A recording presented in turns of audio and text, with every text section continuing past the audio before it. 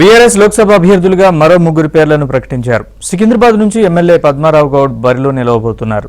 Party ప్రజాప్రతినిధులు ఇతర ముఖ్య నేతలతో జరిగిన సమావేశంలో చర్చించి అందరి అభిప్రాయం సేకరించిన తర్వాత ఈ నిర్ణయం తీసుకున్నట్లు తెలుస్తోంది. పార్టీ సీనియర్ నేతగా ఉద్యమ కాలం నుంచి నేటి వరకు పార్టీకి విధేయుడిగా ఉన్న పద్మారావు గౌడ్ అందరి వాడిగా గుర్తింపు తెచ్చుకున్నారని పార్టీ నేతలు భావిస్తున్నారు.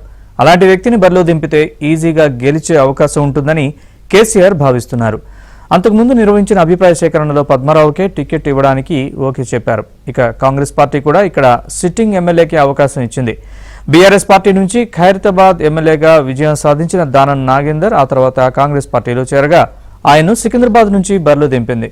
బీజేపీ నుంచి ఆ పార్టీ రాష్ట్ర అధ్యక్షుడు కేంద్ర మంత్రి కిషన్ రెడ్డి రంగంలోకి దిగుతున్నారు. ప్రస్తుతం కిషన్ రెడ్డి ఈ స్థానం నుంచే ఎంపీగా ప్రాతినిధ్యం వహిస్తున్నారు.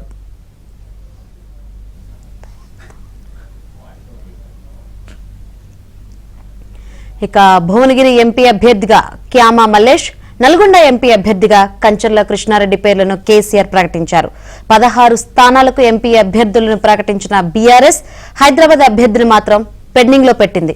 16 స్థానాల్లో 3 సిట్టింగ్ ఎంపీలకు మరోసారి అవకాశం ఇచ్చిన కేసీఆర్ ఒక ఎమ్మెల్యే, ఒక ఎమ్మెల్సీకి కూడా పార్లమెంటు టికెట్ ఇచ్చారు.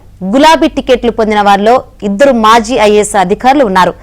5 బీసీలకు అవకాశం కల్పించారు.